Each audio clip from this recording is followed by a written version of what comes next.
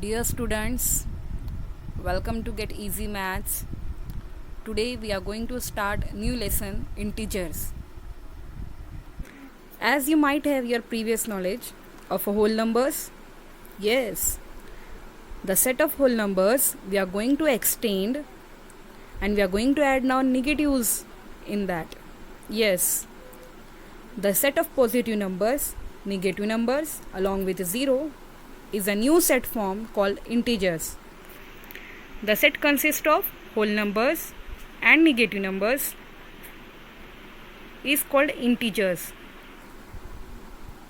Students, we are going to use the letter I or Z here.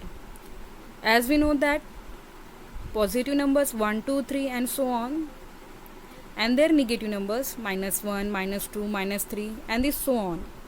Along the 0, it is going to form a set integers. You can see here. And the integers, see here friends, +1, +2, +3 are called positive integers. As that the numbers -1, -2, -3 are called negative integers. And one important point you have to remember, that is 0 is neither positive nor negative. Now we'll go through some important points. An integer can be positive or a negative number, and every positive integer like +1, +2, +3, they are going to greater than any negative number. And one thing you have to keep in mind, 0 is always less than positive integers. When we compare a 0 with any positive integer, we will find 0 always lesser than that. And -1 is the greatest negative integer. 0 is greater than every negative integer. Like if you want to compare from 0 and -1, so of course you will get 0 is greater here, because all the negative numbers are smaller than 0 and then of positive integers. And always keep in mind, 0 is neither positive nor negative. I am again repeating, 0 is neither positive nor negative. We will not put any sign to 0. And when we are talking about the absolute value of integers, like absolute value gives the numerical value without taking into consideration of the sign, whether it may be a positive integer or whether it may be a negative integer. And we are going to use two vertical lines to denote the absolute value. Like here I am having absolute value of +2, that is 2. Absolute value of -2 is again 2. It gives a positive 2. Like absolute values are used when we want to discuss about the distance. Like distance from home to school, like distance is always in positive direction. So when we want to say about that things, we use absolute values. Now moving forward, we are having some properties now. Students, now we will see properties of addition of integers. Like first we are having closure property. Like closure property is what? If a and b are any two integers, then their sum, that is a plus b, is always an integer. Like consider here a and b can be any integers.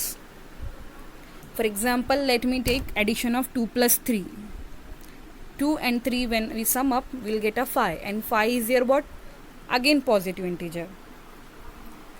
And suppose now I want to add 5 and -2. Like always remember, when you are going to add one positive integer, one negative integer, then you have to do the subtraction. And remember, the sign will be of the greater integer. Here 5 is greater integer, so we'll get answer 5 -2, that is 3. Why 3 positive 3? Because 5 is a greater number.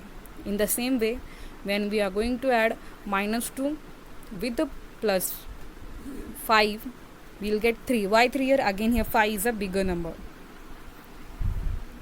Now we'll moving forward, when we are having both the negative integers and we want to sum up, we will do normal addition, like -10 plus -2 gives -12. Now moving toward next, the property is commutative property.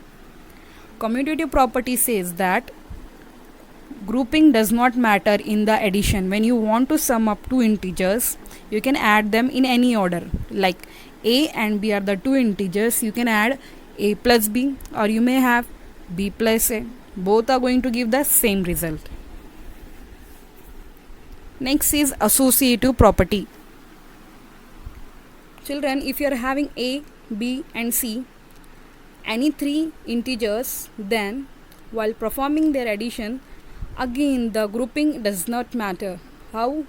Like, consider we are having three integers a, b, c. You can write a plus and you can make a group of b and c, and you sum it first, and then you see the result. It is always going to equal, as you will add a plus b in a first bracket, then you are going to add c with it. Next, I would like to identify here additive identity. Additive identity is what? Such a number which will add with any integer gives the integer itself. Like here, for the addition, 0 is called as additive identity. Like a plus 0, here when you add a plus 0 means any integer with a 0 gives a itself. A plus 0 is equal to 0 plus a. Here we are using commutative property also. 0 is called additive identity. Next we will see of the additive inverse. Like, inverse is like a negative of that number. For every a as an integer, there exists minus a. Like, suppose I am having 2, so its negative will be minus of 2, negative 2. And when we add this integer with its additive inverse, the result is always a 0. 0 is additive identity which you will get when you are going to add integer and its additive inverse. And one thing you remember, additive inverse of 0 is a 0 itself. So here, good morning dear students. Today we are going to start lesson integers. As you might have your previous knowledge of whole numbers, yes, the set of whole numbers we are going to extend, and we are going to add now negatives in that. Yes, the set of positive numbers, negative numbers along with 0 is a new set form called integers. The set consists of whole numbers and negative numbers is called integers. Students, we are going to use the letter I or Z here.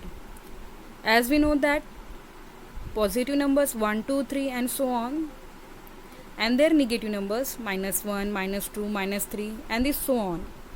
Along the 0, it is going to form a set integers. You can see here. And the integers, see here friends, plus 1, plus 2, plus 3 are called positive integers. As that the numbers minus 1, minus 2, minus 3 are called negative integers. And one important point you have to remember, that is 0 is neither positive nor negative. Now we'll go through some important points. An integer can be positive or a negative number. And every positive integer like plus 1, plus 2, plus 3, they are going to greater than any negative number. And one thing you have to keep in mind, 0 is always less than positive integers. When we compare a 0 with any positive integer, we will find 0 always lesser than that. And minus 1 is the greatest negative integer. 0 is greater than every negative integer. Like if you want to compare from 0 and minus 1, so of course you will get 0 is greater here, because all the negative numbers are smaller than 0 and then of positive integers. And always keep in mind, 0 is neither positive nor negative. I am again repeating, 0 is neither positive nor negative. Will not put any sign to 0. And when we are talking about the absolute value of integers, like absolute value gives the numerical value without taking into consideration of the sign, whether it may be a positive integer or whether it may be a negative integer. And we are going to use two vertical lines to denote the absolute value. Like here I am having absolute value of plus 2, that is 2. Absolute value of minus 2 is again 2. It gives a positive 2. Like absolute values are used when we want to discuss about the distance. Like distance from home to school, like distance is always in positive direction. So when we want to say about that things, we use absolute values. Now moving forward, we are having some properties now. Students, now we will see properties of addition of integers. Like first we are having closure property. Like closure property is what? If a and b are any two integers, then their sum, that is a plus b, is always an integer. Like consider here a and b can be any integers. For example, let me take addition of 2 plus 3. 2 and 3 when we sum up, we'll get a 5, and 5 is here what? Again positive integer. And suppose now I want to add 5 and minus 2. Like always remember, when you are going to add one positive integer, one negative integer, then you have to do the subtraction. And remember, the sign will be of the greater integer. Here 5 is greater integer, so we'll get answer 5 minus 2, that is 3. Why 3 positive 3? Because 5 is a greater number. In the same way, when we are going to add minus 2 with the plus 5, we'll get 3. Why 3 here? Again here 5 is a bigger number. Now we'll moving forward. When we are having both the negative integers and we want to sum up, we will do normal addition. Like minus 10 plus minus 2 gives minus 12. Now moving toward next, the property is commutative property. Commutative property says that grouping does not matter in the addition. When you want to sum up two integers, you can add them in any order. Like a and b are the two integers, you can add a plus b, or you may have b plus a. Both are going to give the same result. Next is associative property. Children, if you are having a, b and c, any three integers, then while performing their addition, again the grouping does not matter. How? Like consider we are having three integers a, b, c. You can write a plus and you can make a group of b and c, and you sum it first, and then you see the result. It is always going to equal, as you will add a plus b in a first bracket, then you are going to add c with it. Next, I would like to identify here additive identity. Additive identity is what? Such a number which will add with any integer gives the integer itself. Like here for the addition, 0 is called as additive identity. Like a plus 0, here when you add a plus 0 means any integer with a 0 gives a itself. A plus 0 is equal to 0 plus a. Here we are using commutative property also. 0 is called additive identity. Next we'll see of the additive inverse. Like inverse is like a negative of that number. For every a as an integer, there exists minus a. Like suppose I am having 2, so its negative will be minus of 2, negative 2. And when we add this integer with its additive inverse, the result is always a 0. 0 is additive identity which you will get when you are going to add integer and its additive inverse. And one thing you remember, additive inverse of 0 is a 0 itself. So here we have seen